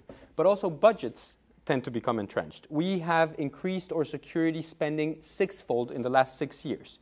That's a lot of salaries that are not going to easily go away once we try to de-escalate the violence. And just to give you an idea, we have built 8 prisons over the last 6 years, 8 federal prisons, maximum security prisons. We used to have 4, we're going to have 12, or we're supposed to have 12 by the end of the administration. Yesterday, the president announced that these prisons will not only be privately built, but privately run for the next 20 years. Last week, a high-ranking government official told me that the government has already compromised $1 billion, and it varies, but above $1 billion in all cases for each of these prisons per year for the next 20 years. So we're going to see an entrenchment of the official violence business, both in prisons and in police. And that's going to be very hard to disentrench. And when you have high indexes of corruption in your police, in your military also, that's very dangerous, because then these people are going to have a twofold business. They're going to be in the business of corruption with the drug cartels, and they're going to be in the business of exacting budget resources in the form of prison meals, which, just to give you an idea, a prison meal in 5 of the 12 prisons costs about $12 per meal per person per day, which is, for the standards of Mexican food, I mean, very high. So the longer we take to revert what has been happening, the incubation, the harder it's going to be to disentrench the interests that have become entrenched because of the violence, both criminal and official.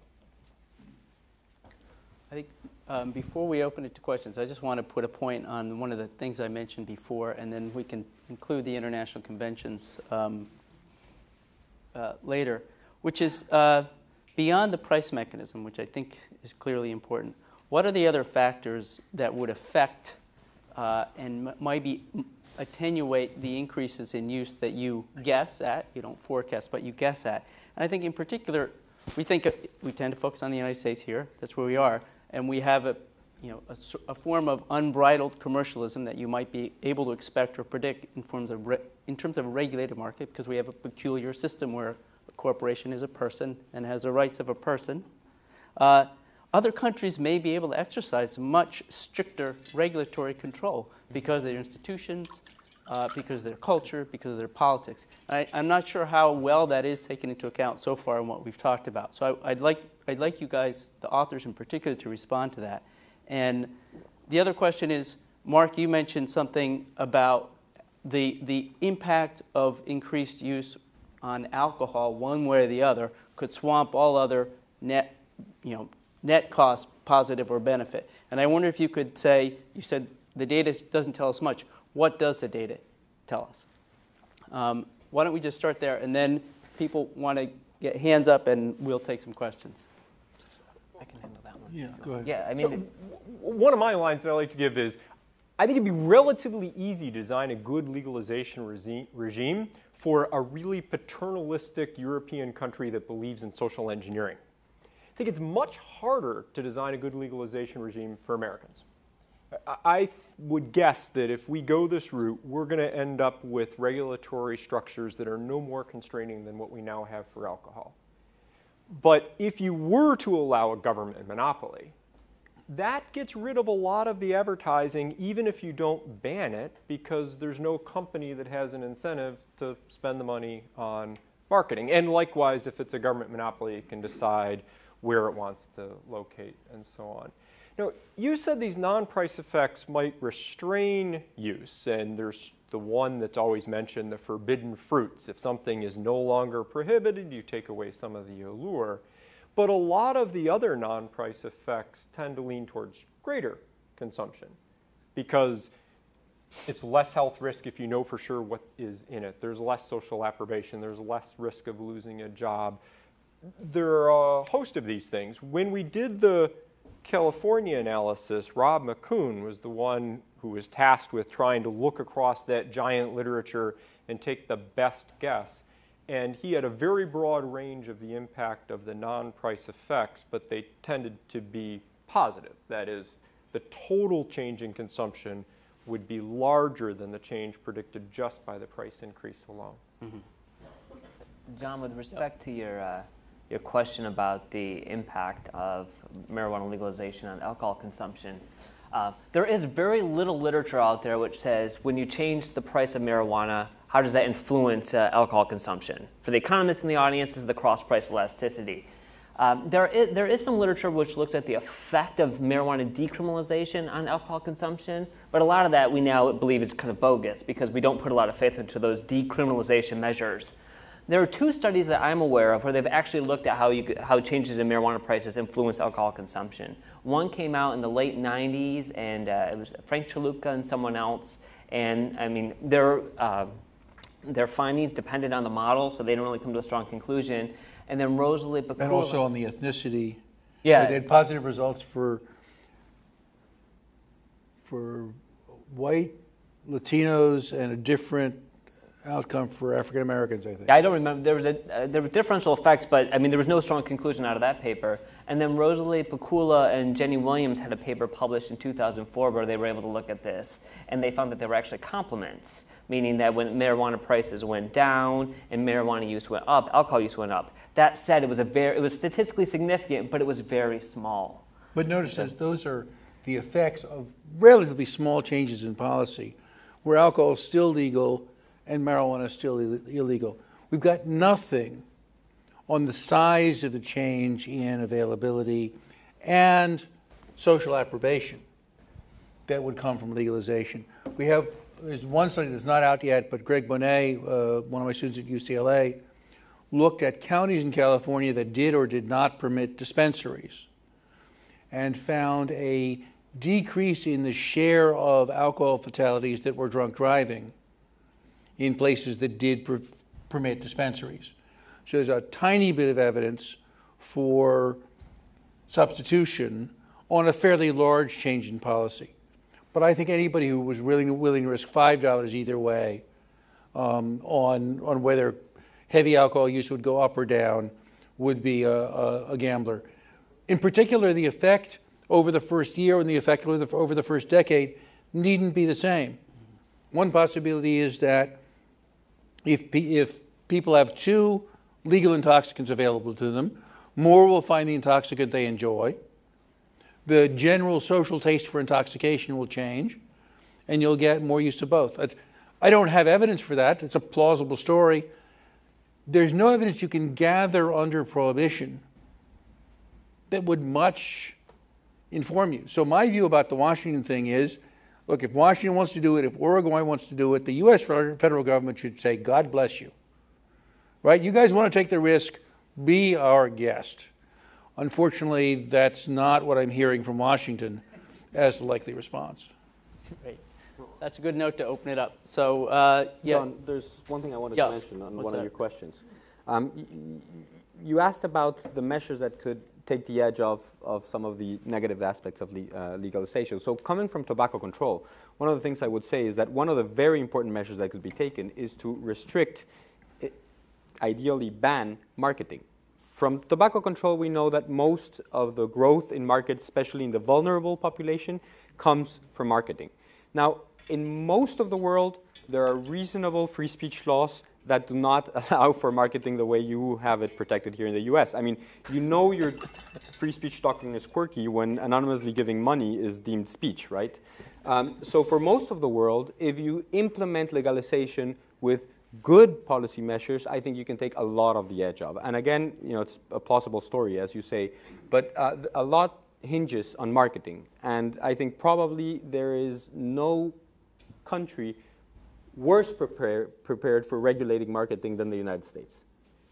Which is true, but it's also worth saying, and this is back to John's point, all of us here, anybody in this room, could design a sensible marijuana policy that would outperform prohibition.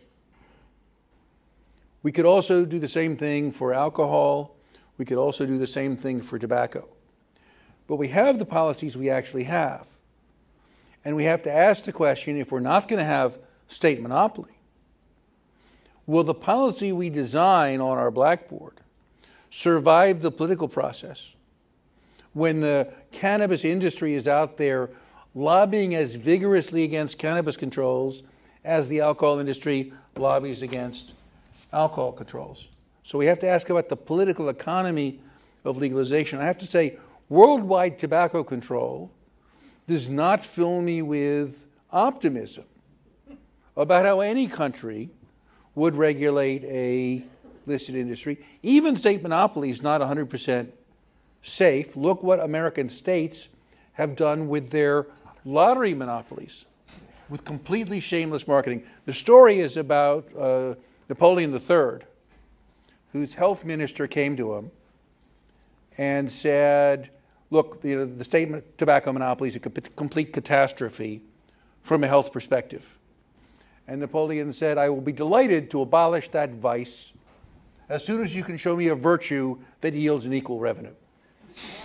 Well, there's just one point on that. I fully agree. If you had the tobacco industry lobbying against regulation, then, you know, it doesn't look nice.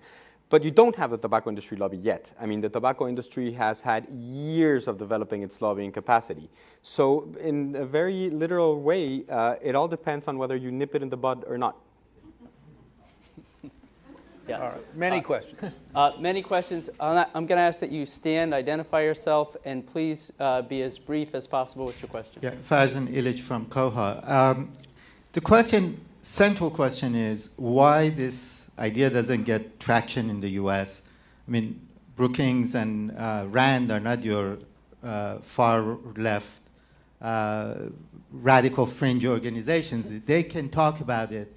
And I think Alejandro put his finger on the crux of this matter. The incarceration industry is a countervailing force that will not allow this to happen. And unless we focus on this problem, it's very similar to military-industrial complex. And it's not a question of rational policy, but it's a profitable policy for some people. And it has to be brought into public discourse. Thank you. Thank you. With the hat up, and then we're going to come forward. Howard Wooldridge, retired police detective, co-founder of LEAP, Law Enforcement Against Prohibition. It was my experience over 2 decades as a street cop that the war on drugs has been the most destructive, dysfunctional, and immoral policy since slavery and Jim Crow. My question, two questions. One, on the issue of use going up, you said maybe even 5-fold.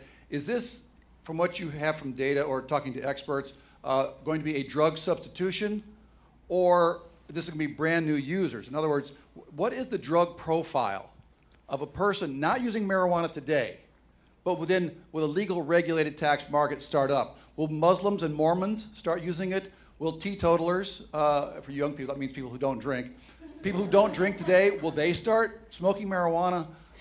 What did you gather in terms of facts from the doctors who are experts in addiction? And a second question for Alejandro, do you think persons in America who promote the end of prohibition, do we have anything really to fear from the cartels trying to assassinate us? Let's get on this side. We'll just add one more question now, ma'am. Yeah. Hi, Sharon McCoy, and I'm here with the Inter-American Dialogue. And I was really kind of surprised by the Gallup poll result that you gave with 50% approval. And I just wanted to know, I was in California studying there when they did vote and it didn't pass for the proposition. And I guess I just want to know, like, what is the actual likelihood of passage for these type of laws? Because I feel like if it doesn't pass in California, I mean, where else is it going to pass? And I also felt that one of the primary reasons was just that a lot of young people didn't go out and vote, even if they are in favor of this legislation. So what is the likelihood? And if you have any insights with regards to likelihood of passage in Mexico, I'd also like to hear that as well, please. Right. Let's take one last and then return to the panel. Yes, the gentleman mid back there with the red tie. My name is Rafael Hernandez. I'm from the El Salvador, and I'm a member of the board of directors of the World Bank, representing Central America. And I have a question for Mr. Madrazo. Could you tell us about what the new elected president in Mexico is going to do? Is he going to reverse, everything that you said that has been entrenched? Is he going to let the cartels to run free now, and then things will go back to normal, as you said they were before? Thank you. Let's go back to our panel and as briefly as possible so we can get in another round or two of questions. Thanks. I'll respond to if it didn't pass in California, could it pass anywhere?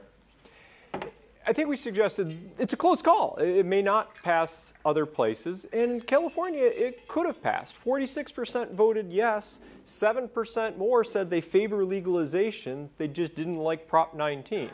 For instance, Prop 19 would not have had a statewide system. It would have delegated regulation to each of the different localities, so you easily could have imagined sort of a race to the bottom as different municipalities competed to have the most lenient rules so they could host the industry. None of the three propositions have that problem. And demographics matter in ways that aren't always obvious. For instance, Asians are one of the groups that's most strongly against legalization. There probably are more Asians in the electorate in California than in some of the other states. I mean, not that this varies by state, but another big predictor is, do you have kids at home? If you've got kids, you tend not to like legalizing marijuana. If your kids are gone, it seems like a much better idea. It's also worth noting that, and this is one of the great ironies, medical marijuana was basically a fraud dreamed up by the legalization movement. And it's now a problem for them.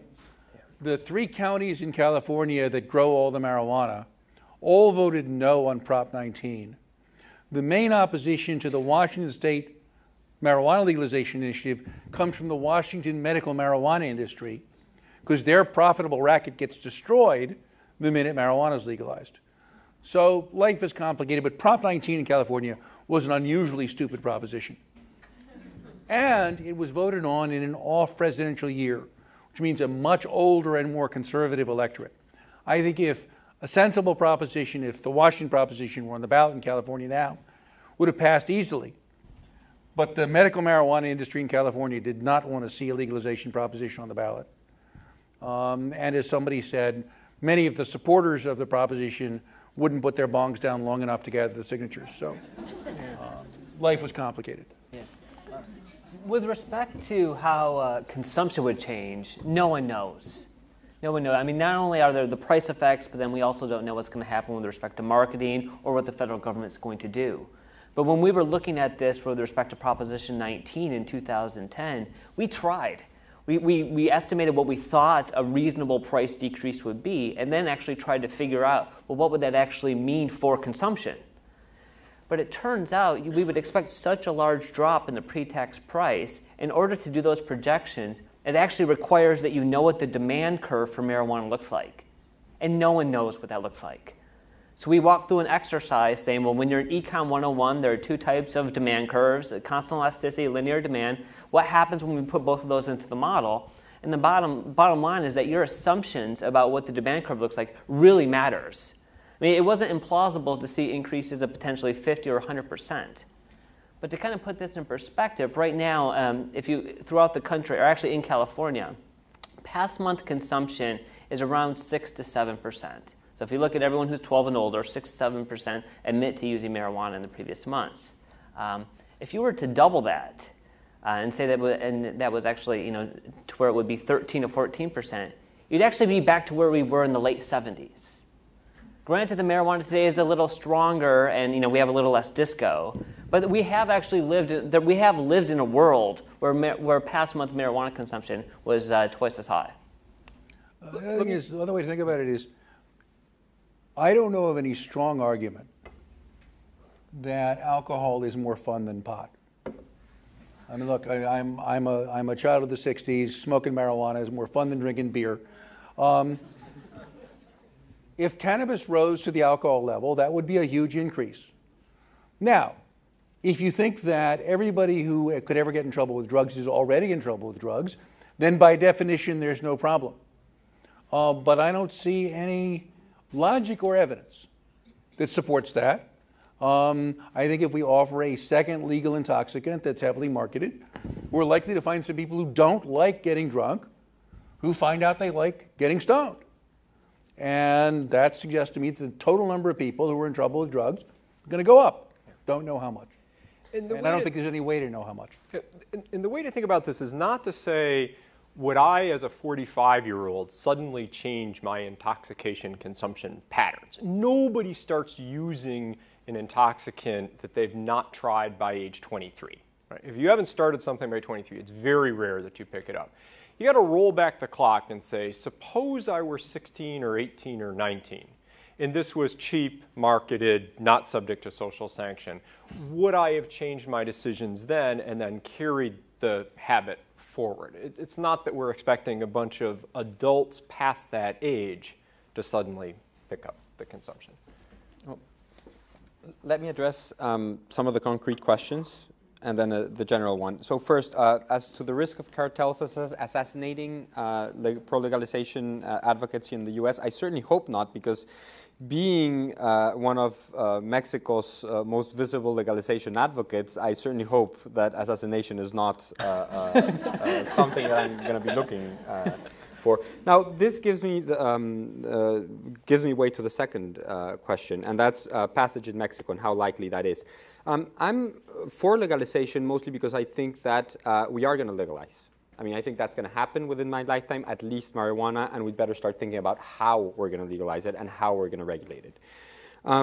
So passage in Mexico, at some point I think it's going to happen. How soon, I couldn't tell. When I started working on tobacco control in 2005, the Ministry of Health was in cahoots with the tobacco industry in Mexico. The Ministry of Health was getting 1 peso for every packet sold of tobacco. By 2008, Mexico City was the largest city with a smoking ban in public spaces. So the way things turn around can be pretty quick. In 2002, Mexico City opened up a little bit the abortion law, and by 2008 we had full legalization of interruption of pregnancies with health provision during the first 12 weeks. So things can move pretty quickly, especially when a country is convulsed, like Mexico is now due to the violence. So I think that we need to be very attentive and very open to what happens. Now, Peña, what will Peña do, or President-elect? We don't know. I always jump at the question of whether is it going to go back to how it was. We don't know how it was. I mean, the idea that the president sat down with the drug cartels and split up the country, I think, is ludicrous. And it's basically what our current president has been saying that happened before, but I don't think there's any basis to think that. I think most of the arrangements were done at mid-level and low-level, like most of the corruption goes on in Mexico. So what I think is going to happen, I think that there's two big forces pushing on the new government. One is the previous president, and this I'm going to go into because it's changing very quickly.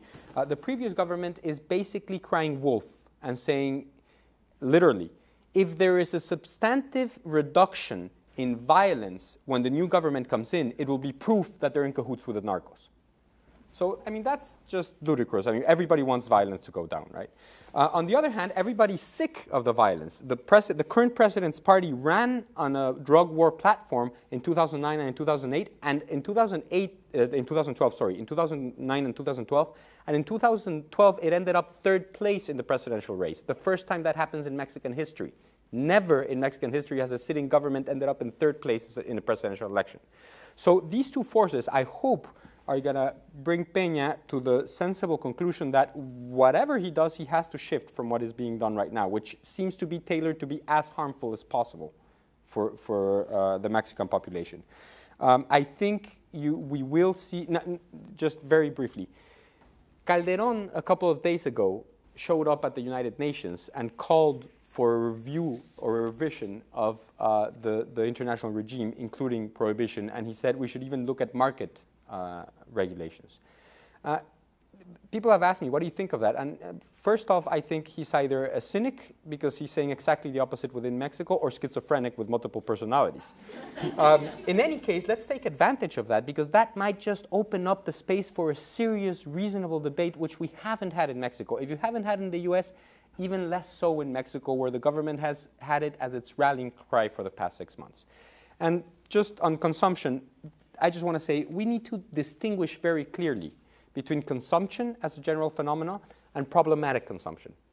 I don't care if consumption goes up globally. I care about problematic consumption. Not all consumption is problematic.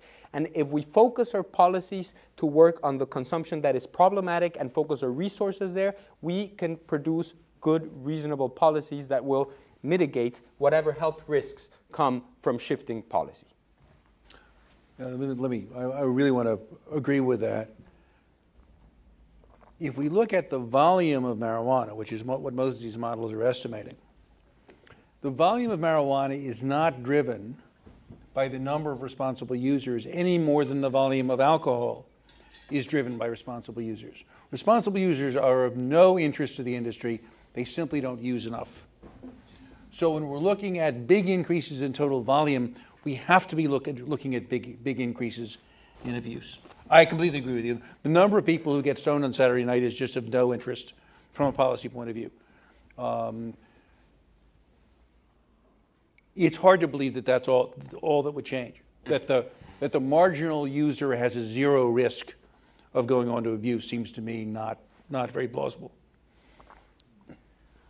I'm getting the signal from on high, which is Brookings. That means that we're going to have to begin to close because we're already past time. And I apologize to people who had questions that we didn't get to, and I encourage you to come up and ask them individually, although it's not the same thing. I did want to say something very quickly about the conventions question because it attaches to a lot of what was said. For instance, let's imagine that there is a country that has the institutions and the culture and the politics or the political economy to pull off a successful marijuana legalization short and medium term without many of the worst of the possible consequences that have been raised here. Could it do it? Just because the United States doesn't feel like it might be in a position to do it now, does it mean that someone else shouldn't be able to pursue it? As a matter of fact, the conventions don't permit that. As a matter of fact, the convention, the international drug conventions, aren't self-executing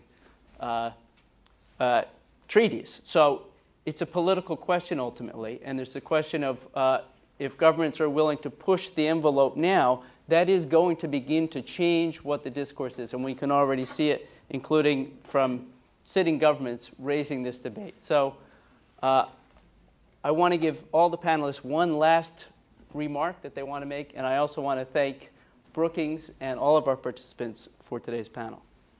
I'll start with you, John. If you're interested in the topic, read the propositions. They're not alike, and the details matter.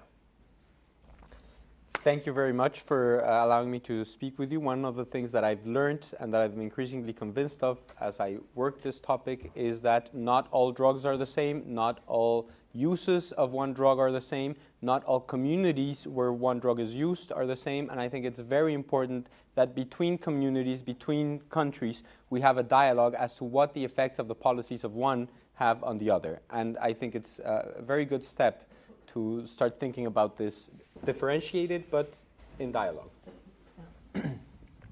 If one of these states does pass in November, the federal government is going to have a number of options.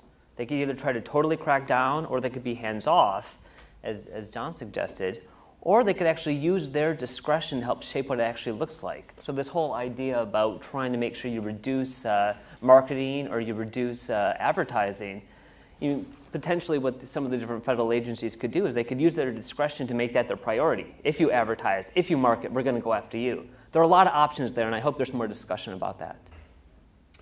Since we're time constrained, I'm going to cede whatever time I would have taken to my teacher, Tom Schelling. No, I was just going to say, what everyone needs to know, that's false. I learned a lot here that isn't in the book. On